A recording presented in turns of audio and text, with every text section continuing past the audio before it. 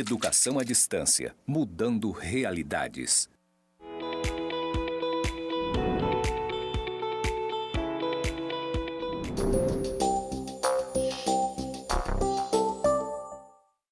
E aí, pessoal, tudo bem? Aqui é o professor André Brum, de Direito 2. Vou fazer minha audiodescrição. Eu sou um homem de 1,78, pele branca, cabelos curtos, castanho claro. Eu uso barba e tenho olhos verdes.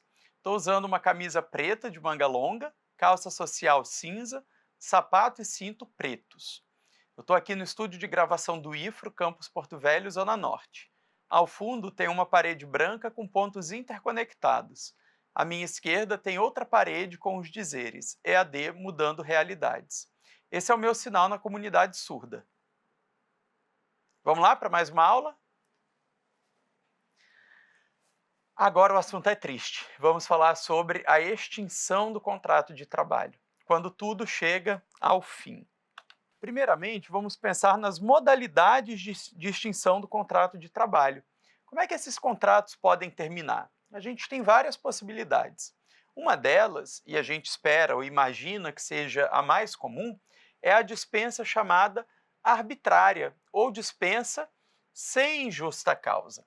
É aquela dispensa que decorre da vontade do empregador. Ele não tem nenhum motivo propriamente dito, de ordem jurídica, mas ele não quer mais aquele funcionário. O pedido de demissão, que é aquele que vem do próprio empregado. Temos ainda a dispensa por justa causa obreira, que é mais conhecida como justa causa. Temos a rescisão indireta, que é como se fosse uma justa causa cometida pelo empregador. Então, a gente tem aqui uma situação em que o próprio patrão comete um ato ilícito, comete algo errado. Temos a culpa recíproca, em que os dois cometem ato ilícito. E temos ainda a possibilidade de extinção mediante acordo. Para entender as extinções todas do contrato de trabalho, a gente tem que entender alguns princípios importantes. O primeiro deles é o princípio da continuidade da relação de emprego. Essa continuidade que muitas vezes é, inclusive, presumida, porque o contrato de trabalho ele é presumidamente indeterminado, ele é presumidamente sem um prazo estipulado. Tanto é assim que vocês já devem ter visto que somente em situações específicas é possível predatar um contrato. É possível dizer quando aquele contrato acaba.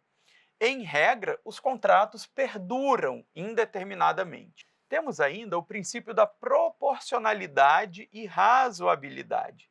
Isso vai dizer para a gente que eu não posso aplicar uma justa causa, que é a maior penalidade do direito do trabalho, por qualquer coisa.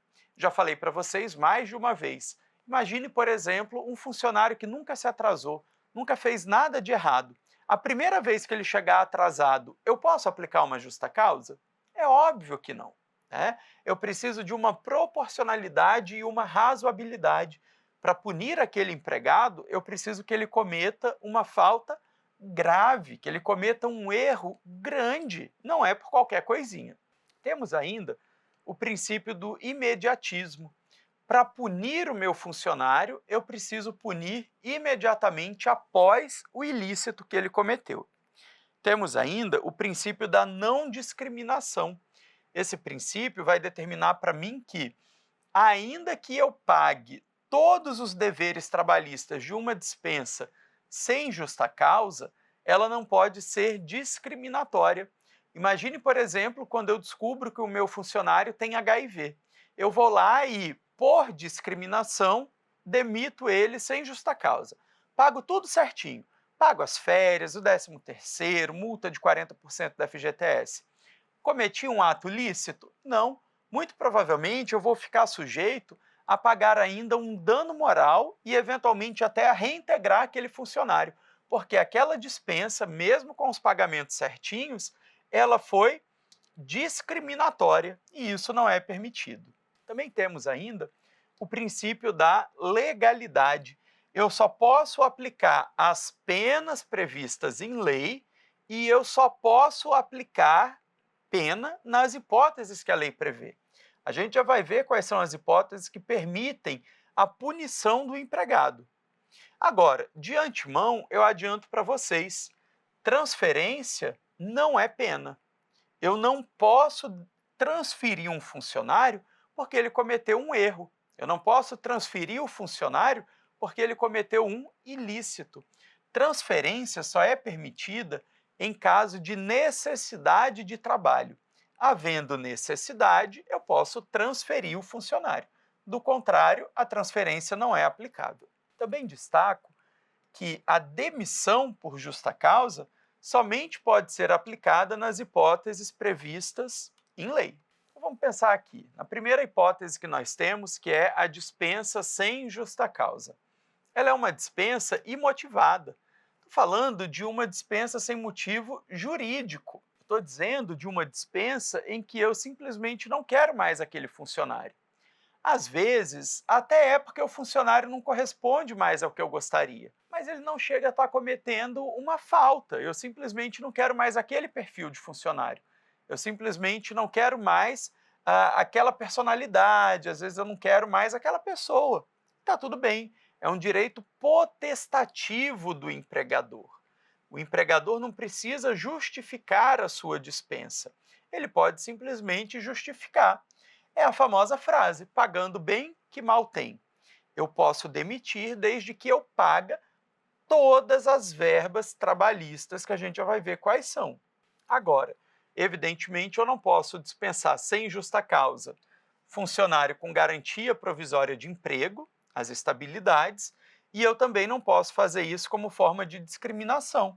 O TST tem uma súmula que fala sobre doenças que são discriminadas, né? Doenças que têm uma carga social que gera discriminação. É o caso do HIV, do câncer, né? Então, essas doenças a gente tem que ter uma cautela redobrada, porque aquele funcionário que está sendo demitido, ainda que eu não tenha discriminado ele por causa da doença, eu tenho que ter o cuidado de que, se ele me processar dizendo que foi discriminado na sua dispensa, na sua demissão, eu é que vou ter que fazer prova de que não foi esse o motivo. E é algo muito difícil, né, pessoal? Algo muito complexo. Então, tomar cuidado, especialmente com essas duas doenças, né, o câncer e o HIV. O pedido de demissão já é um direito potestativo do empregado. Pessoal, que diabos é esse tal de direito potestativo? Direito potestativo, num conceito técnico, é o direito que eu tenho de intervir na esfera jurídica alheia. Eu, como empregado, tenho o direito de intervir na esfera jurídica da empresa e me demitir. Quer dizer, a partir de tal dia eu não sou mais seu funcionário. Da mesma forma que o empregador tem o direito de intervir na minha esfera jurídica e dizer, a partir de tal dia, você não é mais meu funcionário. É claro que em cada uma dessas situações a gente vai ter consequências diferentes. Por exemplo, o empregador só pode fazer isso para um empregado que não seja estável. Eu, enquanto empregado, posso fazer isso com qualquer um. Eu não tenho restrições no meu direito de pedir demissão.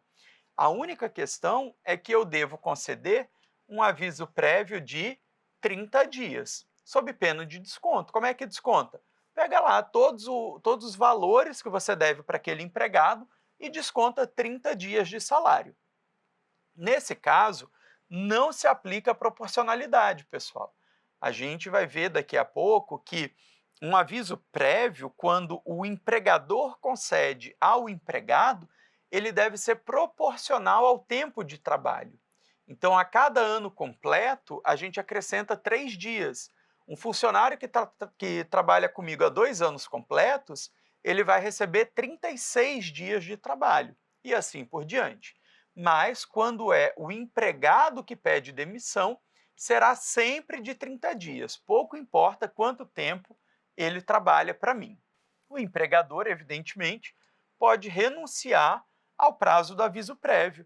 Aquele empregado chega até mim e fala, olha, não quero mais trabalhar na sua empresa, seja lá o motivo que for. Eu viro para o meu funcionário e digo, tranquilo, pode ir, não vou te descontar, está tudo certo. O empregador pode renunciar ao prazo do aviso prévio. Uma outra modalidade de extinção do contrato de trabalho, e essa exige um estudo um pouco mais aprofundado, é a dispensa por justa causa. A gente está falando de uma situação em que a extinção vai se dar como forma de punir o empregado.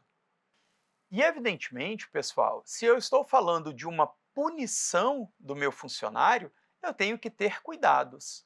E aí a gente tem que retomar os princípios que acabamos de estudar. A gente tem que ser razoável e proporcional, a gente tem que verificar qual foi a conduta que deu ensejo àquela demissão, a gente tem que ver se ela está prevista na lei, a gente tem que verificar se está punindo imediatamente após o cometimento daquele ilícito. Então, além desses princípios que nós já estudamos, a gente vai agora entender cada uma das hipóteses que está prevista na lei. Porque muitas vezes a gente tem ali algumas palavras jurídicas de difícil compreensão e acaba confundindo um pouco as situações. E aí, se eu aplico uma justa causa por um motivo errado, é possível que esse empregado depois reverta a sua demissão lá na Justiça do Trabalho. E aí ele vai conseguir receber valores que, na Justiça, do ponto de vista de valor, né, de forma justa, ele não deveria receber. Vamos ver essas hipóteses, então? Lá no artigo 482 da CLT, a gente tem o seguinte: constituem justa causa para rescisão do contrato de trabalho pelo empregador. Então, a gente está falando aqui um ato cometido pelo empregado, né? Primeiramente, o ato de improbidade. Improbidade, pessoal, é aquela falta de honestidade, é aquela falta de um dever normalmente patrimonial que foi descumprido. É aquele funcionário que de repente rouba alguma coisa, é aquele funcionário que desvia um material, é aquele funcionário que de alguma forma te causa um prejuízo patrimonial por falta mesmo de honestidade. A incontinência de conduta são os comportamentos relacionados à sexualidade. Então, o que a gente vai enquadrar como incontinência de conduta são os desvios de sexualidade. Aqui é muito importante chamar a atenção de vocês quanto ao que interpretar como desvios de sexualidade, quais são esses comportamentos puníveis. Evidentemente, talvez eu nem precisasse alertá-los, eu não estou falando de comportamentos sexuais alheios à prática trabalhista. Então, o que esse funcionário faz ou deixa de fazer fora do trabalho, em regra, não é da sua conta. Agora, evidentemente, você não deve tolerar dentro da sua empresa comportamentos libidinosos. Então, imagina, por exemplo, um funcionário que tem uma namorada na mesma empresa. Ter a namorada na mesma empresa não tem nenhum problema. Conhecer a namorada na empresa não tem nenhum problema, inclusive o TST entende que proibir namoro entre funcionários é ilícito. Agora, eu não sou obrigado a admitir enquanto empregador que os meus funcionários fiquem dando aqueles beijos mais lascivos, aqueles beijos mais acalorados dentro do ambiente de trabalho. Da mesma forma que eu poderia enquadrar como uma incontinência de conduta o acesso a qualquer tipo de material pornográfico no ambiente empresarial. Essas são as incontinências de conduta. O mau procedimento eu vou guardar com vocês aqui um pouquinho, tá? Eu vou deixar ele para o final. Vai ficar aqui reservado. A linha B, segunda parte, vai ficar para o final. Eu também posso demitir por justa causa aquele funcionário que comete uma negociação habitual por conta própria ou alheia, sem permissão do empregador, e quando constituir ato de concorrência à empresa para a qual trabalha o empregado ou for prejudicial ao serviço. Então, aqui a gente tem duas situações, né? E uma terceira aqui. Olha só. Negociação habitual por conta própria ou alheia sem permissão do empregador. Imagina, por exemplo, aquela sua recepcionista que leva a revistinha da Avon e aí ela fica ali o dia inteiro vendendo Avon. Não está atrapalhando no serviço, mas ela está usando o tempo que está à sua disposição para vender, né? Agora, é claro que isso tem que ser sem permissão. Essa permissão muitas vezes vem de maneira tácita. Imagina que a sua recepcionista já foi vender Avon para você. Você comprou, já comprou várias vezes. Quando o produto chega, você paga. Você vai me dizer que você não autorizou ela a vender? Por favor, né, pessoal? Essa autorização foi implícita, foi uma autorização tácita. Outra situação é quando você tiver um ato de concorrência à empresa. Imagina que você tem um estabelecimento que vende capinhas e acessórios para celular. Aquele funcionário que faz a instalação de película vira para o cliente e fala assim: olha, essa aqui está muito cara, mas tem um lugar ali que é mais barata, aí você pode comprar lá e trazer aqui para mim que eu instalo para você por tanto.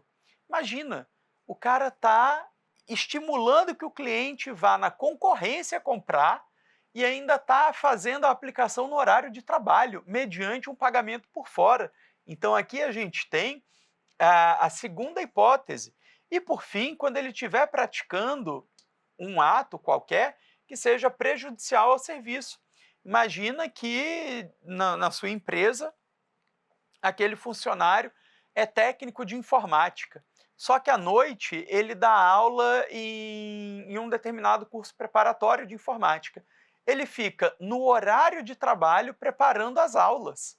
Ué, é óbvio que isso vai ser prejudicial ao serviço. Então essas três hipóteses estão previstas na linha C do artigo 482. Também posso demitir o funcionário quando ele tiver uma condenação criminal passada em julgado, ou seja, quando não cabem mais recursos, caso não tenha havido suspensão da execução da pena. O que isso significa? Eu só posso demitir por justa causa se o cara tiver sido condenado, não couber mais recurso e ele está no regime, no regime fechado. Ele está lá atrás das grades, ele não pode vir na empresa trabalhar e ele não vai fazer teletrabalho de dentro da cadeia. Então, nesse caso, eu posso demitir por justa causa. Também posso demitir por justa causa aquele funcionário que é desidioso. O que é a desídia?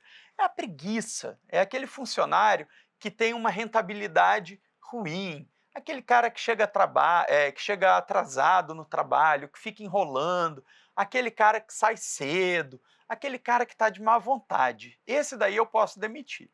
Mas veja, não é um atraso que vai me permitir uma demissão.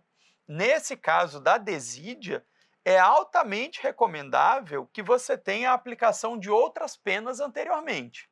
Não porque a lei exige, pessoal, isso não existe, já falei, é mito.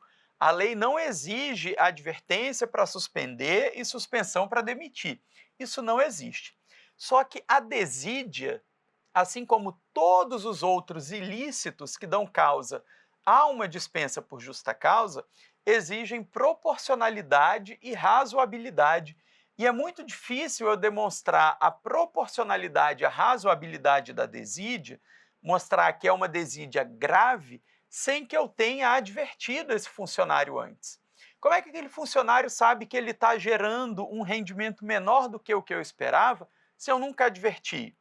Como é que ele vai saber que eu não estou tolerando os atrasos dele se eu nunca o suspendi? Então, especificamente no caso da desídia, eu acho muito recomendável que você, enquanto gestor, aplique advertências, 1, 2, 3, quantas você quiser e achar necessárias, e especialmente que você possa também suspender aquele funcionário. Tudo isso muito bem documentado, pessoal. Se não houver documentação, vai ficar muito difícil provar essa desídia para o juiz do trabalho, caso ele seja questionado. Na linha F, a gente tem a situação da embriaguez habitual ou em serviço. Especialmente no que diz respeito à embriaguez habitual, essa é uma hipótese muito discutível de dispensa, porque hoje em dia nós sabemos que a embriaguez habitual é um problema de saúde, né, pessoal? Então, aquela pessoa que tem um problema de alcoolismo, ela deve ser encaminhada para tratamento. Eventualmente, ela tem direito até de receber um benefício previdenciário para se tratar. Isso aqui é uma hipótese de justa causa que ainda está prevista em lei, mas que não se sustenta mais, que é muito complicado a gente aplicar uma justa causa por causa de uma embriaguez habitual. Agora, é claro que uma embriaguez eventual ou reiterada, mas sem problema de saúde, em serviço, é muito tranquilo da gente sustentar, principalmente se essa embriaguez afetar o trabalho daquela pessoa. Um motorista que dirija uma única vez embriagado, com toda certeza pode ser demitido por justa causa. Ele está colocando em risco a vida de diversas pessoas, está cometendo crime de trânsito, então não há a menor dúvida de que dá para demiti-lo.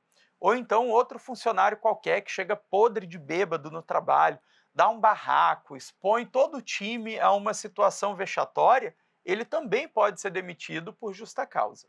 Assim como pode ser demitido por justa causa quem viola um segredo da empresa. É claro que eu não estou falando de um segredinho bobo, né, de quem está ficando com não sei quem.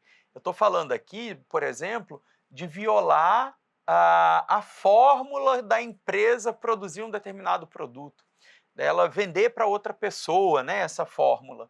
Então, essa violação de segredo empresarial dá ensejo à justa causa. Também podemos demitir por justa causa os atos de indisciplina ou insubordinação. E a diferença de um para o outro é de acordo com a ordem. Se eu tenho uma ordem dirigida a todos, eu tenho uma indisciplina, quando ela é descumprida. Então imagina, por exemplo, que lá na sala tem uma plaquinha, proibido fumar. O funcionário fuma. Eu tenho aí um ato de indisciplina. Agora, evidentemente, se isso acontecer uma vez, em regra, isso não vai dar direito a uma justa causa. Mas se for num posto de gasolina, talvez dê, né? Então a gente tem que compreender sempre o conceito do ato, mas atrelado à ideia da razoabilidade e proporcionalidade. A insubordinação é o descumprimento de uma ordem pessoal. É quando o empregador chega e fala: João, faça tal coisa, e o João não faz. Não é uma regra geral, é uma regra específica, uma ordem especificamente dirigida ao João. Isso é insubordinação. Abandono de emprego também é uma justa causa, mas o que é abandono de emprego? Em regra, a gente vai compreender como abandono de emprego quando a gente tiver, no caso concreto, dois elementos. Um elemento objetivo, que é o fato de que durante muito tempo aquele empregado não compareceu para trabalhar. Normalmente se compreende que mais de 30 faltas seguidas é um longo período sem trabalhar. E o segundo elemento é um elemento subjetivo, um elemento volitivo, quando a gente consegue, de alguma forma, demonstrar que aquele funcionário tinha o intuito de não mais trabalhar. E isso, normalmente, a gente consegue provar quando a gente faz algum tipo de comunicação para aquele funcionário voltar. Eu mando um e-mail, eu mando uma carta, um telegrama, é, teoricamente até o WhatsApp eu poderia mandar. O problema é que o WhatsApp é uma prova delicada, uma prova difícil de se fazer. O ideal seria um meio mais formal, uma carta para o endereço, com aviso de recebimento, ou um telegrama, ou um e-mail dizendo: fulano, verifico que você está faltando muito, quando é que você volta ao trabalho, o que está acontecendo, né? Esse tipo de comunicação permite mostrar para o julgador depois que de fato aquele funcionário não queria mais o trabalho, que ele tinha o intuito de abandonar o emprego. Tudo bem? Mais uma hipótese que nós temos é o ato lesivo da honra ou da boa fama praticado no serviço contra qualquer pessoa. Pode ser o patrão, pode ser um colega de trabalho, pode ser um cliente, pode ser um transeunte na rua. Se eu faço um ato lesivo da honra ou da boa fama no serviço, isso é uma justa causa. Ou ainda quando eu cometo ofensa física nessas mesmas condições. Sair no tapa com um colega de trabalho, posso ser demitido? Evidentemente posso, salvo em caso de legítima defesa própria ou de outrem. Agora, a gente tinha deixado para o final o mau procedimento, lembram? A gente deixou mau procedimento para o final. Por quê? O mau procedimento é uma carta branca que a CLT dá para o empregador. É um coringa, digamos assim. Tudo aquilo que a gente vê que foi errado, mas que não conseguiu enquadrar nas outras hipóteses, a gente pode encaixar no mau procedimento. É claro que eu sempre vou ter que analisar sob a ótica da razoabilidade e da proporcionalidade. Mas verifiquei que aquele empregado cometeu algo que não foi bacana. Se for grave, eu posso aplicar uma dispensa por justa causa com base no mau procedimento. Rescisão indireta é a inversão da justa causa. É quando o empregador descumpre as suas obrigações trabalhistas. Então, é uma justa causa do empregador. Nesse caso, pessoal, não se exige o imediatismo, porque o princípio protetivo vai tutelar esse empregado para a gente entender que nem sempre o empregado pode abrir mão do emprego imediatamente quando o seu direito foi lesado. Às vezes ele precisa esperar arrumar um outro emprego, às vezes ele precisa esperar que alguma situação melhore, né? Mas ainda assim, aquele empregado tem que demonstrar algum ilícito previsto em lei.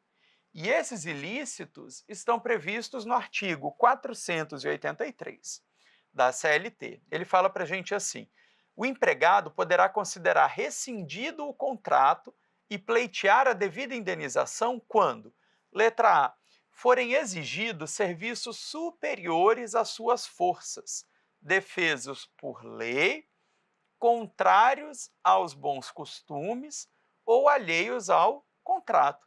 Então, estou exigindo algo absurdo, estou exigindo algo ilegal para o meu funcionário, ele vai considerar esse contrato rescindido, vai me aplicar uma justa causa. Da mesma forma que ele vai me aplicar uma justa causa quando ele for tratado pelo empregador ou pelos seus superiores hierárquicos, né, com rigor excessivo. Aqui é muito comum a gente ver isso nas situações de assédio. No assédio moral, a gente trata com rigor excessivo. Da mesma forma, o empregado pode demitir o empregador quando ele correr perigo manifesto de mal considerável, quando ele estiver exposto a um perigo diferenciado, quando o empregador não cumprir as obrigações do contrato. Aqui é importante a gente falar um pouquinho sobre o pagamento de salário. É muito comum a gente ter rescisão indireta quando o funcionário fica sem receber salário. Então, a gente tem um entendimento que prevalece no sentido de que o terceiro mês sem salário dá ensejo a uma rescisão indireta. Isso é uma conduta muito grave daquele empregador.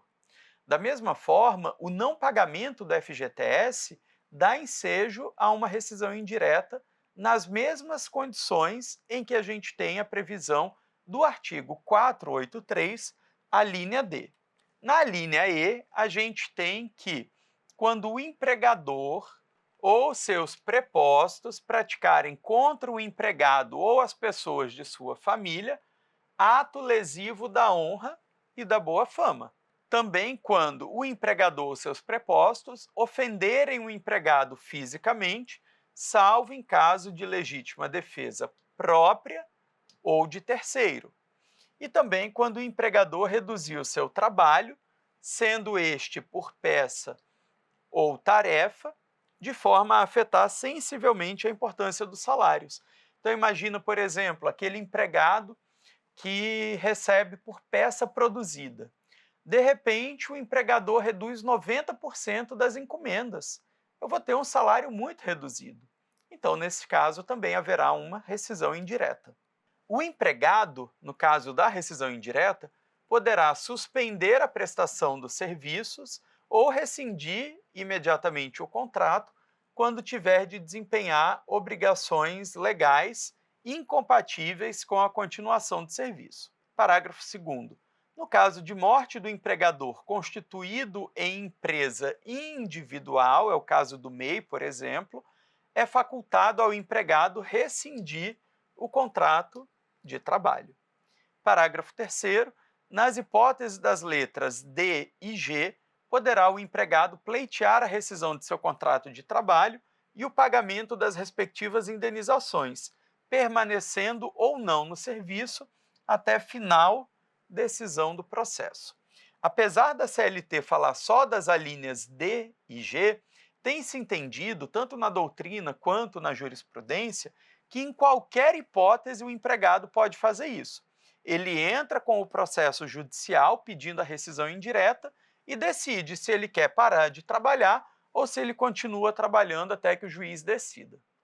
Também podemos ter uma rescisão do contrato de trabalho mediante acordo.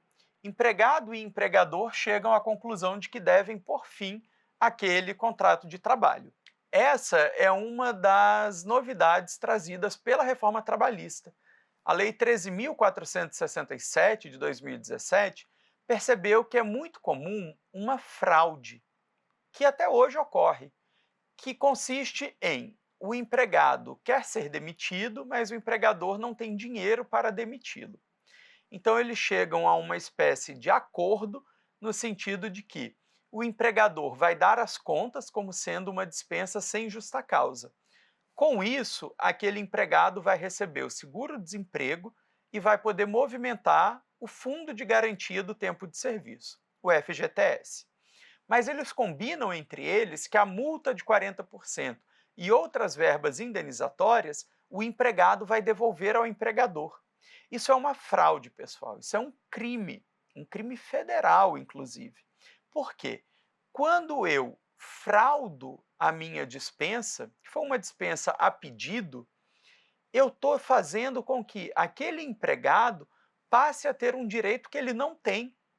Quando o empregado pede demissão, ele não pode movimentar o fundo de garantia. O fundo de garantia é um dinheiro do empregado, mas que está compulsoriamente emprestado ao poder público. Ele financia políticas públicas de suma importância, dentre elas o Sistema Nacional de Financiamento Habitacional.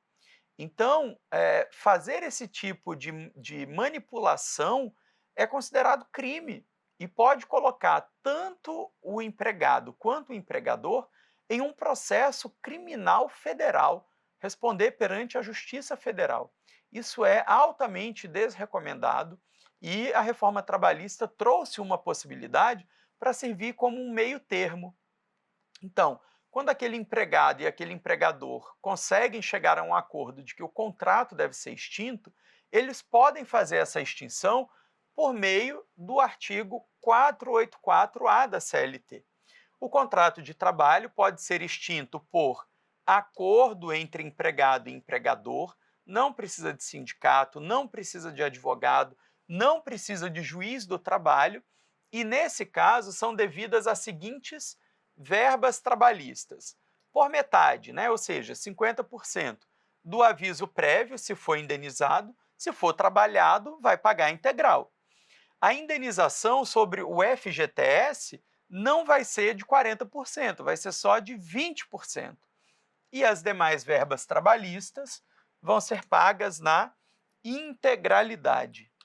Outra questão importante é que o FGTS, no caso de acordo, pode ser movimentado em até 80%. Então, eu pego lá o saldo do FGTS, movimento 80%, deixo 20% lá emprestado para o governo. Além disso, eu recebo uma multa de 20%, que é a metade do que seria devido num caso de dispensa sem justa causa, Agora, nesse caso, eu não posso receber seguro-desemprego, o que é bastante razoável, pessoal? Afinal de contas, eu também quis que aquele contrato de trabalho fosse extinto. Se fosse possível receber seguro-desemprego, a gente ia ter aí um monte de gente recebendo seguro-desemprego sem querer trabalhar, porque ficaria muito cômodo. Então, fica a dica, não vamos confundir o acordo judicial, aquele que eu faço lá no processo que o empregado moveu contra a minha empresa, com o pedido de homologação de acordo extrajudicial, Não confundir nenhum desses dois acordos com a extinção do contrato por acordo. São situações bastante diferentes. Então, aqui um quadrinho resumo para a gente compreender quais verbas são devidas em cada modalidade de extinção do contrato, o saldo de salário é devido em todas as modalidades? Porque ele diz respeito a um direito adquirido, são dias que efetivamente o trabalhador prestou o serviço, né? O aviso prévio é devido na dispensa sem justa causa e é proporcional. Na rescisão indireta, ele também é devido. Na justa causa, ele não é devido. O funcionário é demitido e automaticamente para de receber salário. No pedido de demissão, o aviso prévio é devido, só que é devido pelo empregado e não é proporcional, é sempre de 30 dias. Na culpa recíproca, a gente tem um aviso prévio proporcional, reduzido a 50%. No acordo, a gente vai ter um aviso prévio de 50% se indenizado. Se for trabalhado, ele é integral. O 13º vencido também é devido em todas as modalidades de extinção do contrato de trabalho, porque a gente está falando de um direito adquirido, né?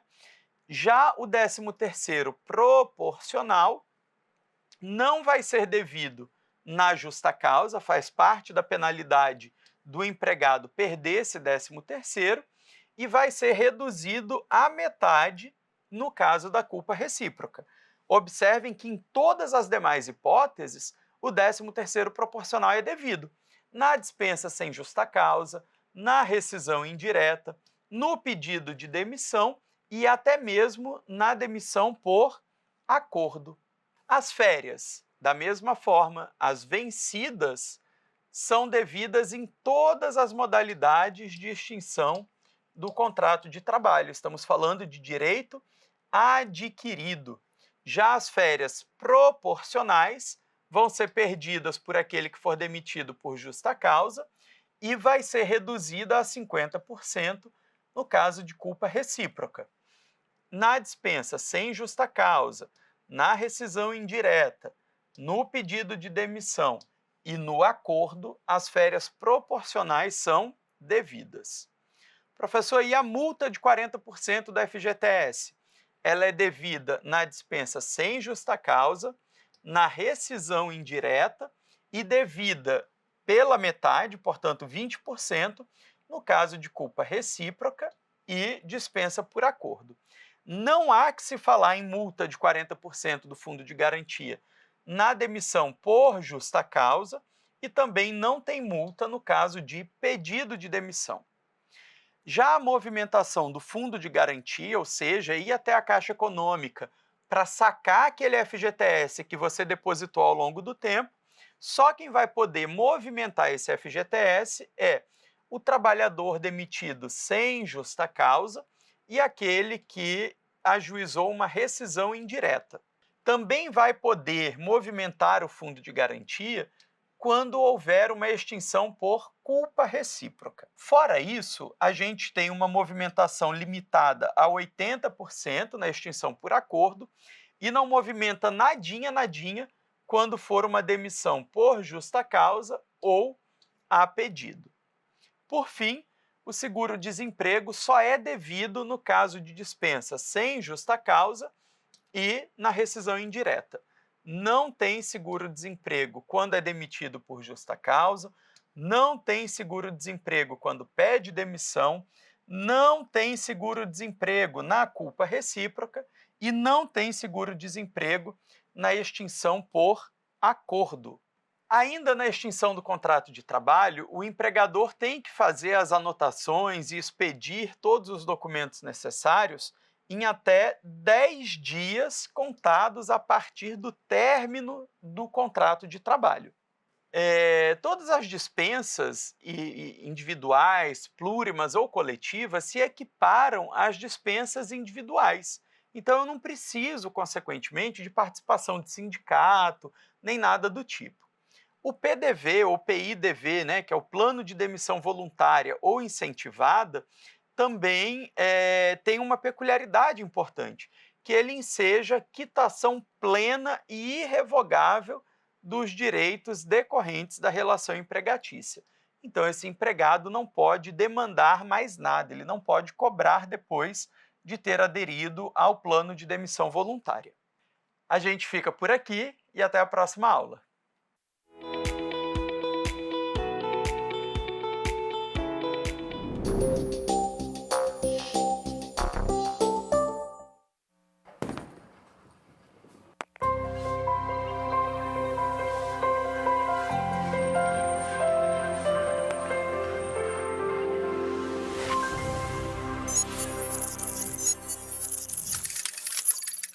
Educação à distância, mudando realidades.